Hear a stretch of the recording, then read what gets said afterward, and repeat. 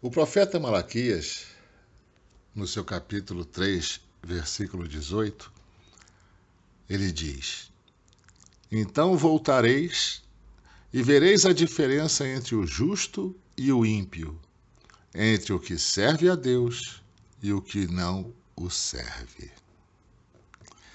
Hoje nós entramos na parte 5 desse nosso trabalho, que recebeu o nome de Prantos de Redenção. Nós estávamos, desde o nosso último encontro, estudando o profeta Isaías, que nos advertia sobre os tempos que vivemos hoje. Então, continuando, Isaías no capítulo 13, versículo 17, ele diz assim: Eis que eu despertarei contra eles os medos, que não farão caso da prata, nem tampouco desejarão ouro. Claro, Isaías estava se referindo àqueles homens maus aos espíritos ainda, que se comprazem em viver nas trevas.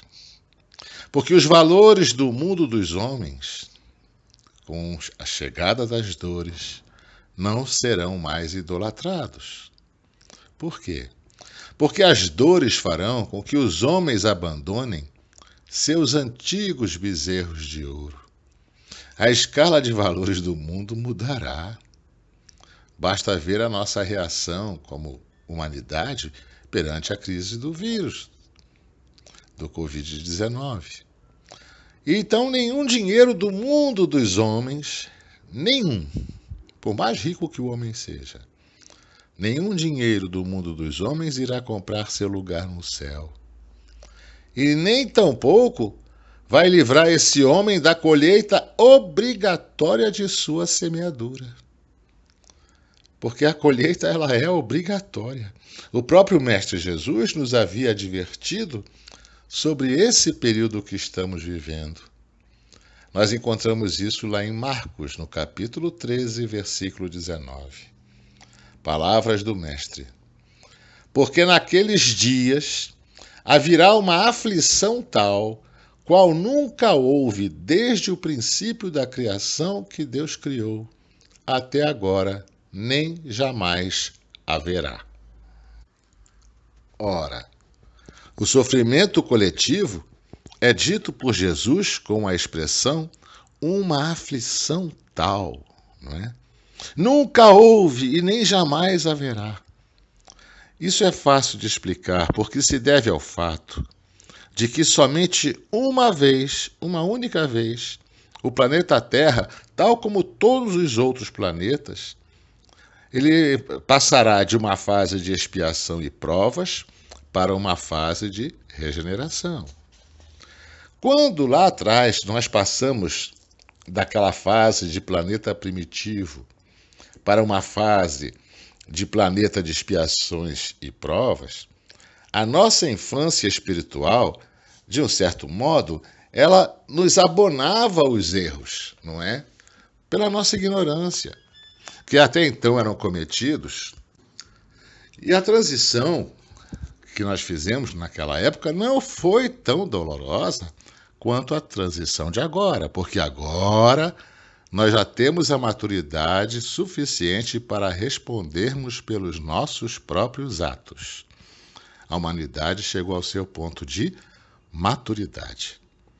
A próxima transição que haverá, quando estivermos regenerados, será de um planeta em regeneração, que se regenerou, para um planeta, digamos assim, mais feliz.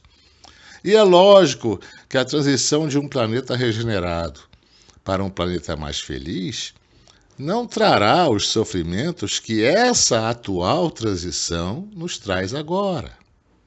Compreenderam?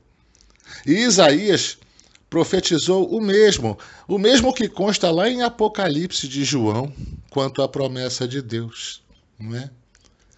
Lá em Isaías, no capítulo 25, versículo 8, ele diz assim: Aniquilará a morte para sempre, E assim enxugará o Senhor Deus as lágrimas de todos os rostos, e tirará o opróbrio do seu povo de toda a terra, porque o Senhor o disse.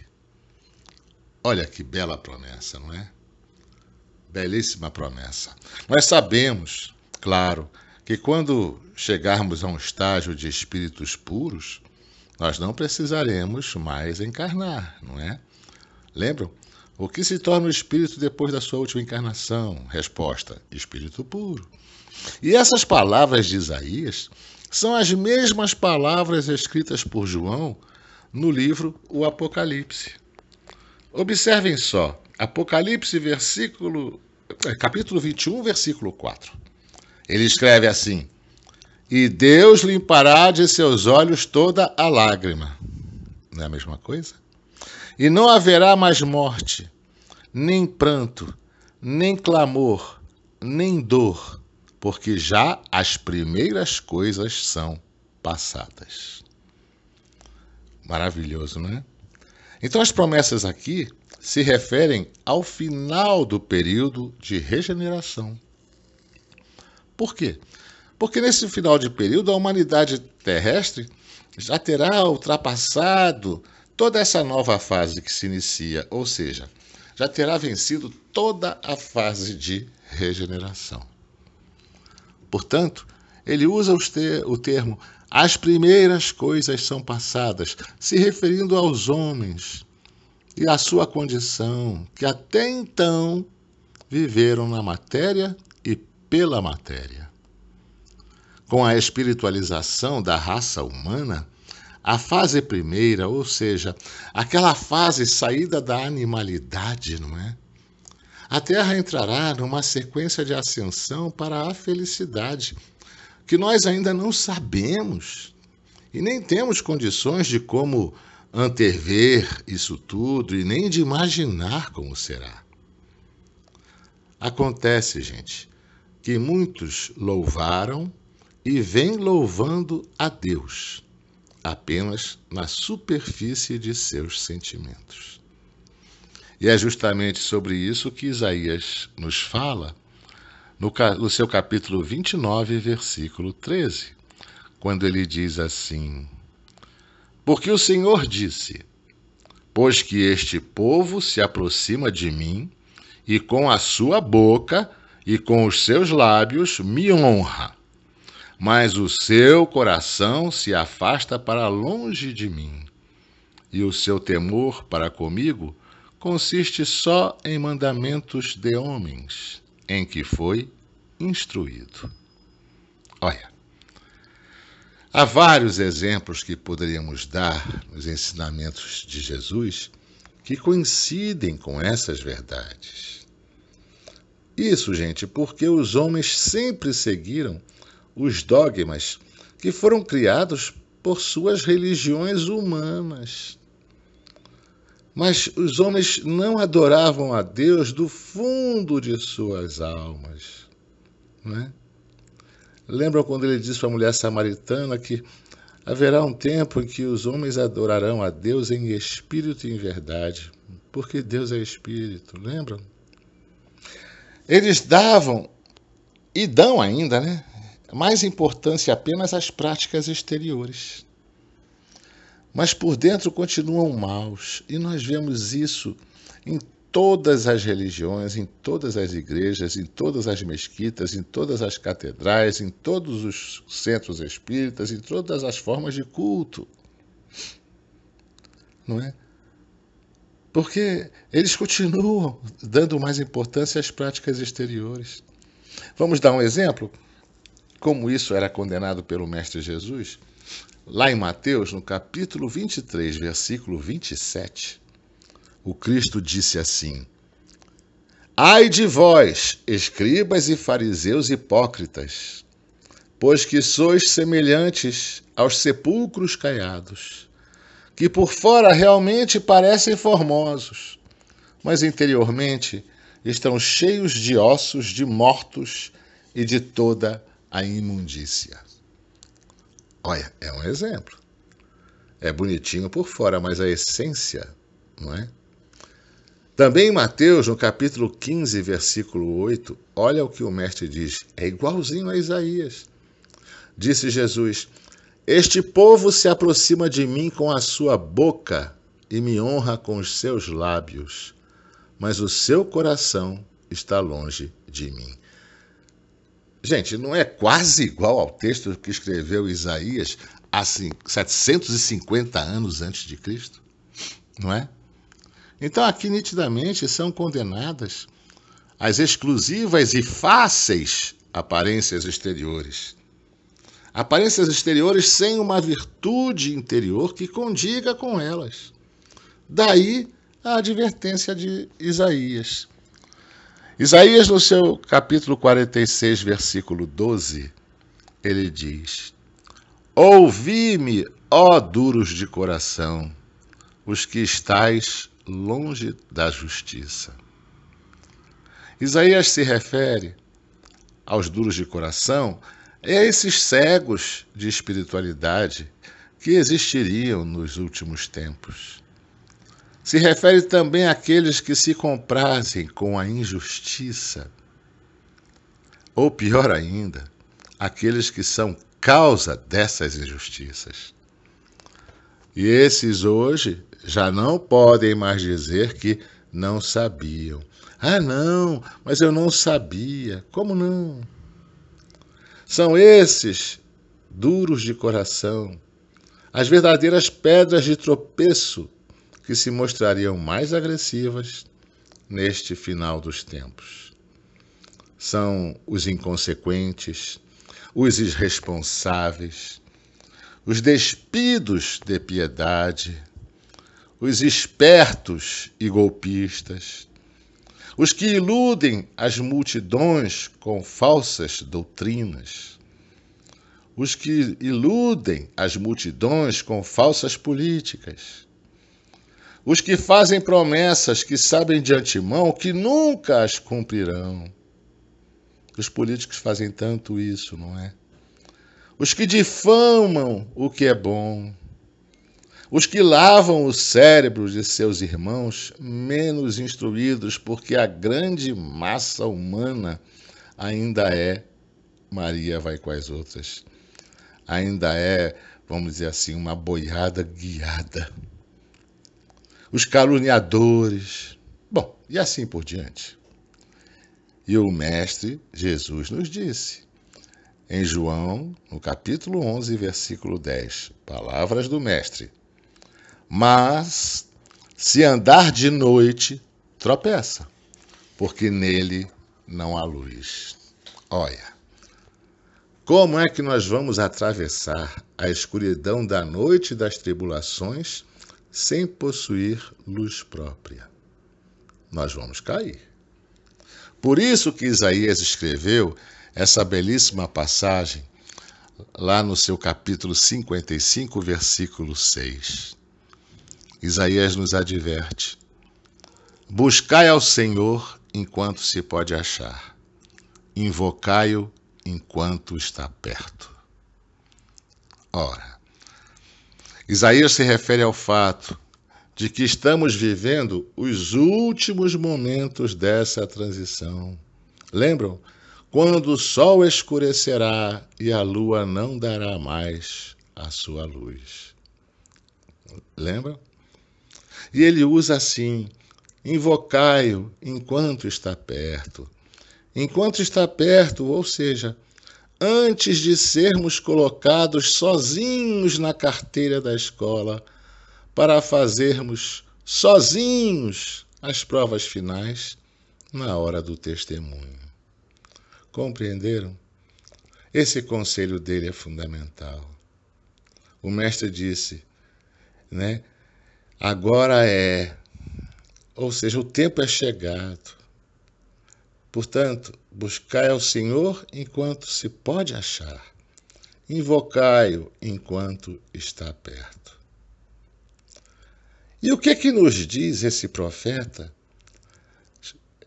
no período que estamos vivendo, chamado Ezequiel? Engraçado, porque o profeta Ezequiel, Ele veio um pouco depois de Isaías, porque ele viveu em torno de 600 anos antes de Cristo. Mas ele também nos falou sobre este período que estamos vivendo. Em Ezequiel, no capítulo 7, versículo 2, está escrito assim: E tu, ó filho do homem, assim diz o Senhor Deus acerca da terra de Israel. Vem o fim vem sobre os 4 cantos da terra. Olha, antes de mais nada, a gente vai lembrar uma coisa. No livro O Consolador, de Emmanuel, na resposta à pergunta 262, Emmanuel diz assim para nós: em todos os textos das profecias, Israel deve ser considerada como o símbolo de toda a humanidade terrestre sob a égide sacrossanta do Cristo. Não são, portanto, essas profecias apenas para o povo judeu. Emmanuel nos adverte que essas profecias são para toda a humanidade. Então, quando nós vemos assim que virá sobre Israel, é porque virá sobre todos nós. E o profeta Ezequiel adverte que o fim viria sobre os 4 cantos da terra, ou seja, para toda a humanidade, estando ela encarnada ou desencarnada. E Ezequiel, ainda no capítulo 7, no seu versículo 7, ele diz: Amanhã vem para ti, ó habitante da terra. Vem o tempo, chegado é o dia da turbação, e não mais o sonido de alegria dos montes. A tribulação a que Ezequiel se refere era de conhecimento muito antigo do povo judeu. Ou seja, esse povo conhecia o esperado grande dia da ira do Senhor, que já vimos que esse dia da ira do Senhor é simbólico, não é? Que é um período. Não é? E tanto é que o profeta Sofonias, no capítulo 2, versículo 3, ele diz assim: Buscai ao Senhor, vós, todos os mansos da terra, que tendes posto por obra o seu juízo. Buscai a justiça, buscai a mansidão. Pode ser que sejais escondidos no dia da ira do Senhor. Ora, e nós veremos o que escreveu o profeta Sofonias mais adiante, né? E Ezequiel ele continua, ainda no capítulo 7, no versículo 11. Ele diz assim: A violência se levantou em vara de impiedade. Nada restará deles, nem da sua multidão, nem do seu rumor, nem haverá lamentação por eles. Ora, e não é isso que tem acontecido? A violência se levantou em vara de impiedade. Não são aquele excessivo ódio, aquela excessiva violência que observamos nos dias atuais? Não é a impiedade que domina hoje o mundo? Não é isso que nós estamos vendo? Não são os crimes hediondos, revestidos muitas vezes de crueldade nas suas mais diversas formas, que é o que nós vemos hoje? E como diz o profeta, nada restará deles, nem da sua multidão, pois a maioria dos homens está alheia a tudo isso. A maioria dos homens está alheia por descaso ou por uma ignorância voluntária e resolvem permanecer na parte rasteira, baixa da vibração espiritual. E ninguém se lamentará com a partida deles, como diz, né, o profeta Ezequiel, nem haverá lamentação por eles. Claro, ninguém vai se lamentar com a partida deles, ou seja, a partida deles para mundos inferiores. onde eles vão recomeçar o seu aprendizado. E Ezequiel adverte ainda a esses que são causa de sofrimentos. Está lá no seu capítulo 7, versículo 19. Ezequiel se dirige a esses que são causa de sofrimento. Ele diz assim: a sua prata lançarão pelas ruas, e o seu ouro será removido. Nem a sua prata, nem o seu ouro os poderá livrar no dia do furor do Senhor. Eles não fartarão a sua alma, nem lhes encherão o estômago, porque isto foi o tropeço da sua iniquidade. Olha, quanto ensinamento. Ezequiel adverte que nos dias finais não será o ouro e nem a prata que irão saciar a fome da alma, pois nem lhes encherão o estômago. Já dando um toquezinho na fome do alimento físico, né? Ainda mais a fome de luz, a fome de esperança, a fome de compreensão, a fome de resignação, a fome de fé.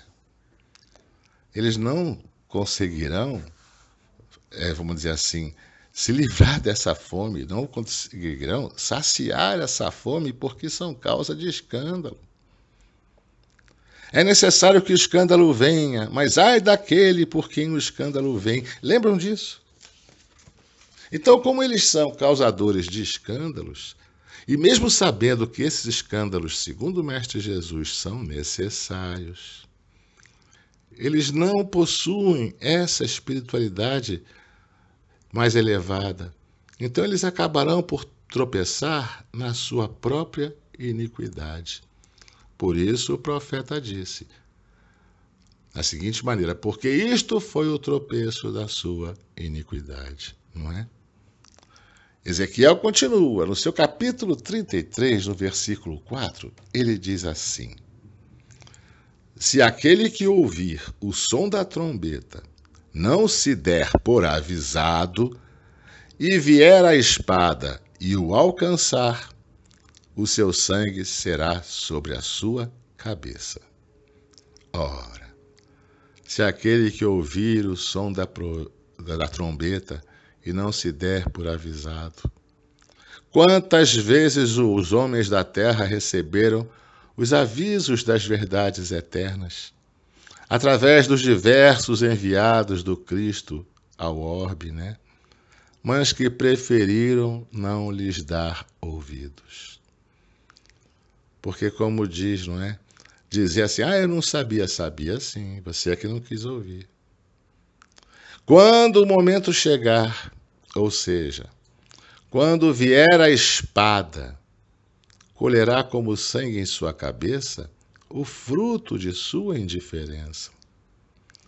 Porque a expressão, assim, o sangue será sobre a sua cabeça, é uma expressão para demonstrar o imenso sofrimento deles, causados, porém, por eles próprios, não é?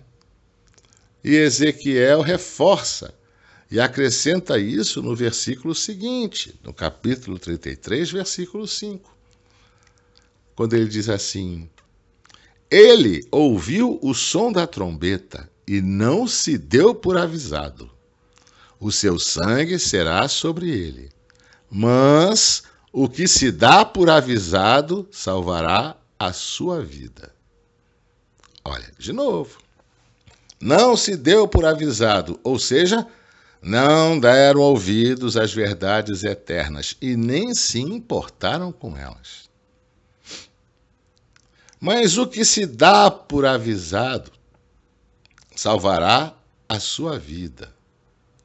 Ora, esse salvará a sua vida não está se referindo aqui a essa vida corpórea que temos nessa nossa atual encarnação. Não, não é isso.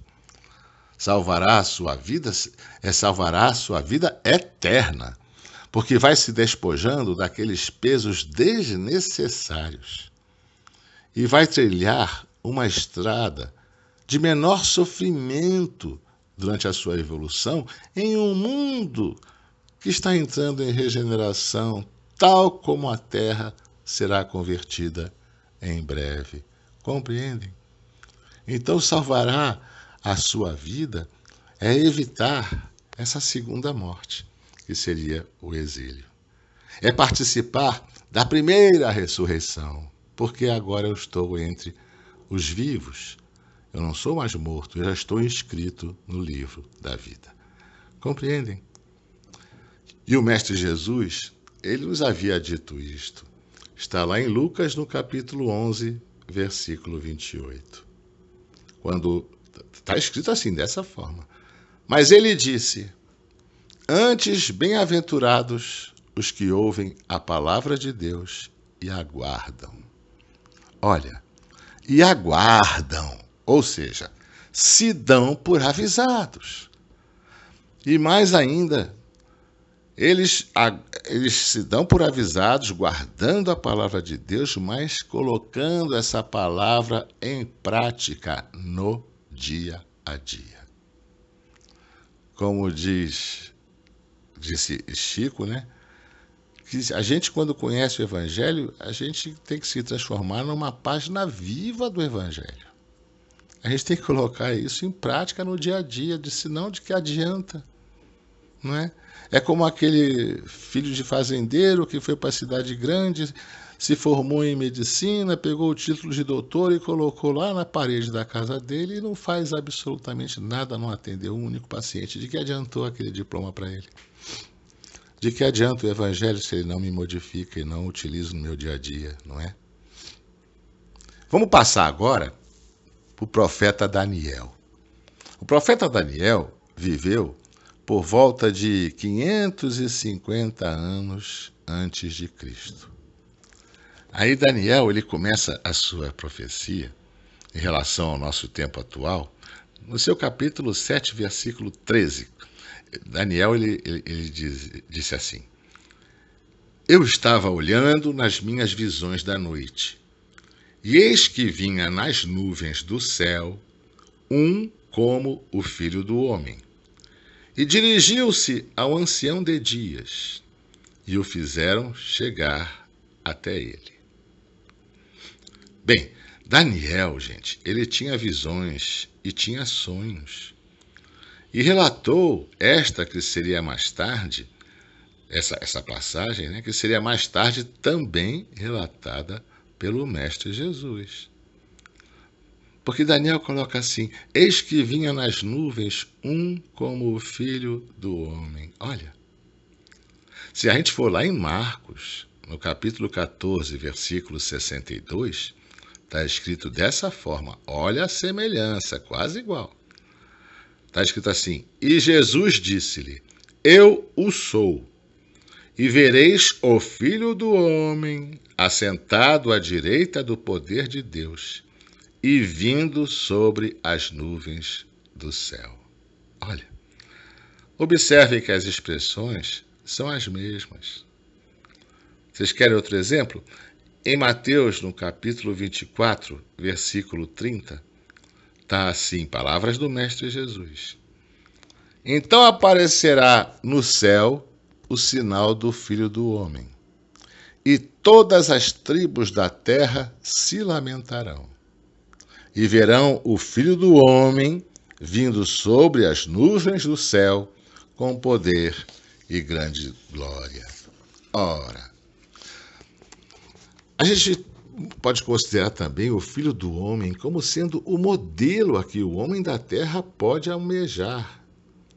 Por quê? Porque o nosso guia modelo é Jesus Cristo, não é? Esse termo sobre as nuvens do céu, nós já aprendemos no sermão profético, ou seja, sobre toda a espiritualidade. Então há muita gente que acha que vai ver Jesus vindo no céu fisicamente, aqui, né, na terra. Não. E o termo ancião de dias estava se referindo, certamente, a um espírito de imensa grandeza que presidia esse acontecimento que foi visto pelo profeta Daniel, não é? No versículo seguinte, Daniel complementa, né? Ele diz assim, no capítulo 7, versículo 14. Se referindo a esse igual filho do homem, não é? Então ele escreveu assim: E foi-lhe dado o domínio e a honra e o reino, para que todos os povos, nações e línguas o servissem. O seu domínio é um domínio eterno, que não passará, e o seu reino tal, que não será destruído. Ora, Daniel diz: o domínio e a honra e o reino, denotando a magnanimidade do Mestre Jesus, quando finalmente o seu reino será deste mundo. Lembram aquela passagem em João, capítulo 18, versículo 36? Está escrito assim: Respondeu Jesus: O meu reino não é deste mundo. Se o meu reino fosse deste mundo, pelejariam os meus servos, para que eu não fosse entregue aos judeus. Mas agora o meu reino não é daqui. Esse agora quer dizer por enquanto, não é? Mas por enquanto o meu reino não é daqui. E Daniel ainda diz: para que todos os povos, nações e línguas o servissem, denotando a universalidade do evangelho trazido por Jesus e que deveria ser pregado em todo o mundo. Então ele usa esse termo, para que todos os povos, nações e línguas o servissem. E João cita isso no livro Apocalipse. Lá no capítulo 10, versículo 11, está escrito assim: E ele disse-me: Importa que profetizes outra vez a muitos povos e nações e línguas e reis. Olha, é muito semelhante. Ainda em Apocalipse, dando assim a ideia de universalidade, né, de todos os povos, nações e línguas. Em Apocalipse, no capítulo 14, versículo 6, João escreveu assim: E vi outro anjo voar pelo meio do céu, e tinha o evangelho eterno, para o proclamar aos que habitam sobre a terra, e a toda a nação, e tribo, e língua, e povo. Não é igual, gente?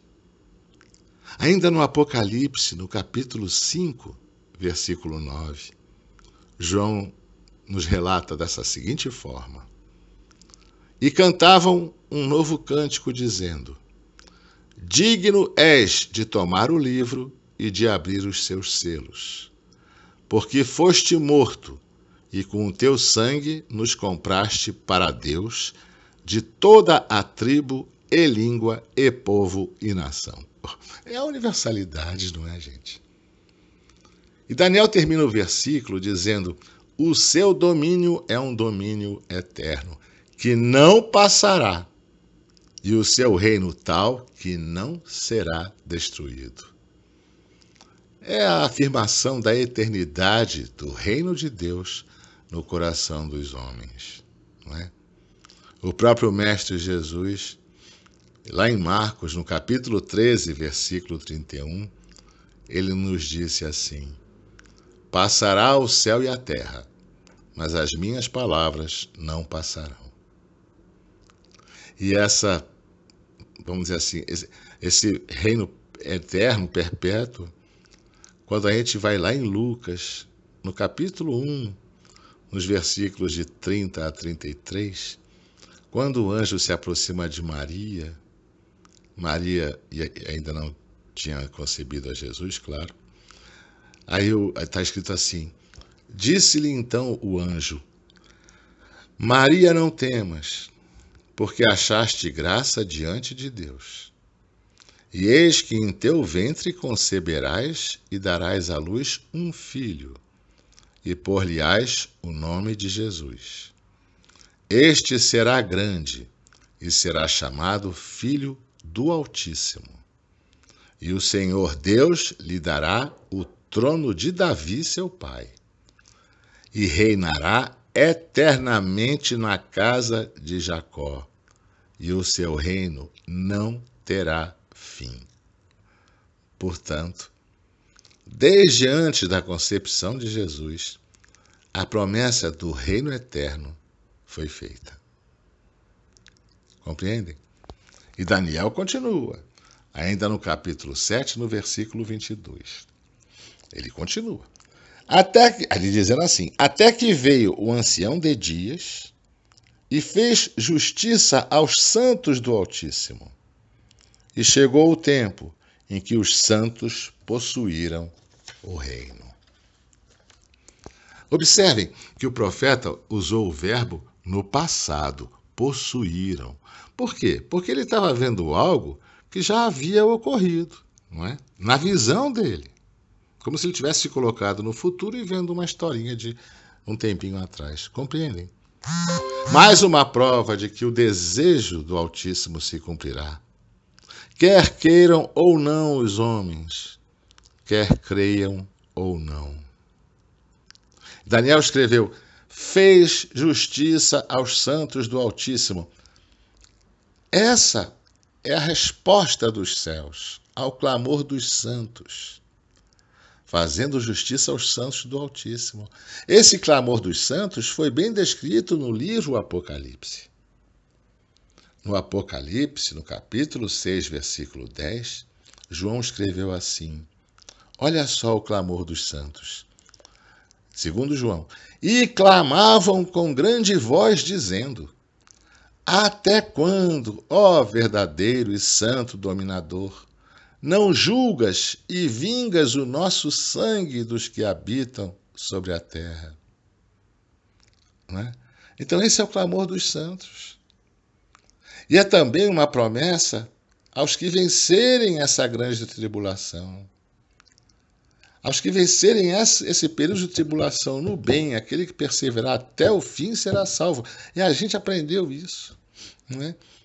No livro Apocalipse, ainda, no capítulo 7, versículos 13 e 14, João escreveu assim, e um dos anciãos me falou, dizendo, estes que estão vestidos de vestes brancas, quem são e de onde vieram?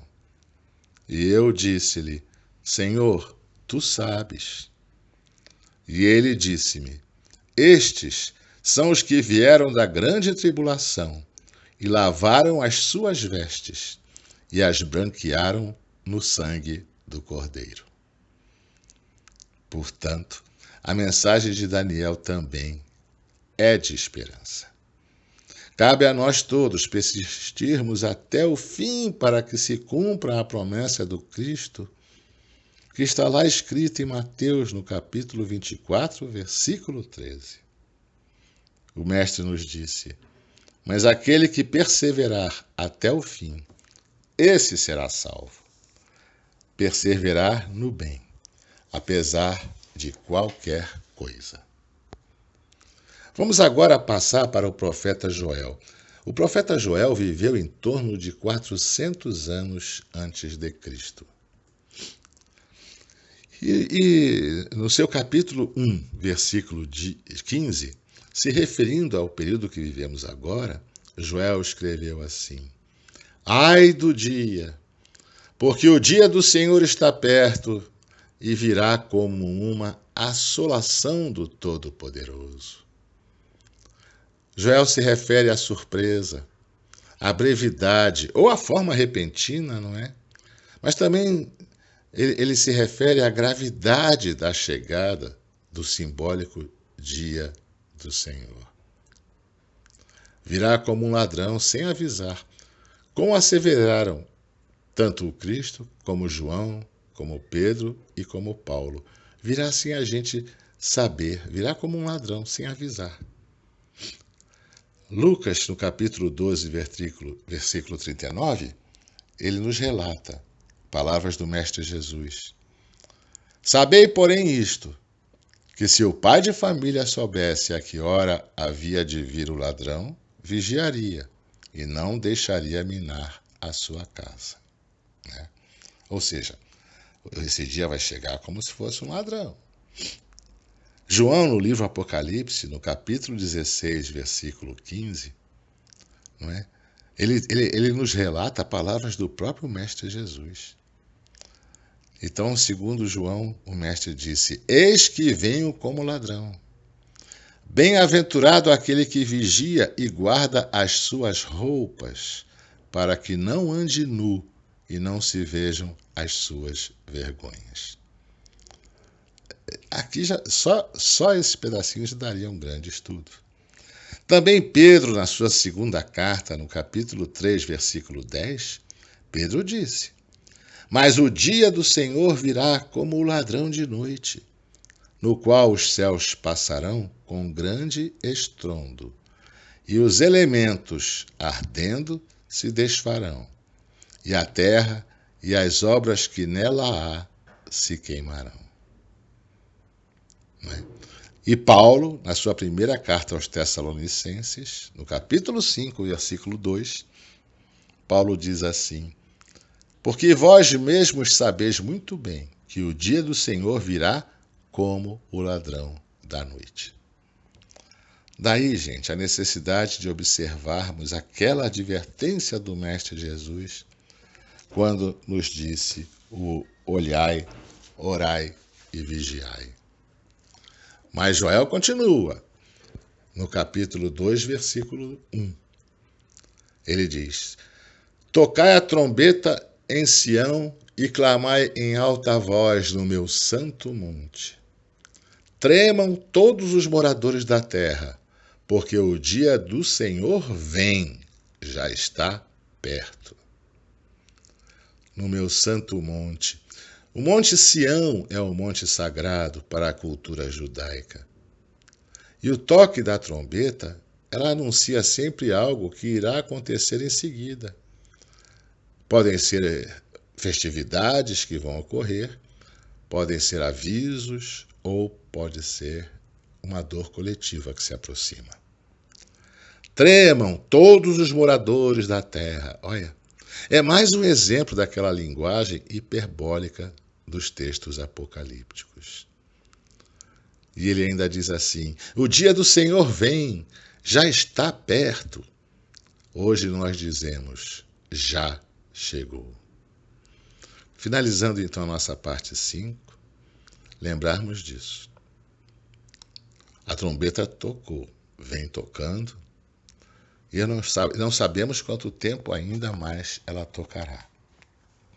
Mas o dia do Senhor já está perto, ele já chegou. As dores começaram na terra. Então não há mais como aguardar mais tempo, jogar para a próxima encarnação, como vimos fazendo através dos milênios, não é? A gente tem que lembrar isso, o nosso tempo chegou. Não sabemos quanto tempo nos resta encarnados. Mas essa é a nossa prova final. Acho que temos que obedecer a Isaías. Mais uma vez, belo profeta, quando disse: buscai ao Senhor enquanto está perto. Né? Procurai-o enquanto se pode achá-lo. Até o nosso próximo encontro. Eu desejo a todos muita paz. Que a paz seja convosco.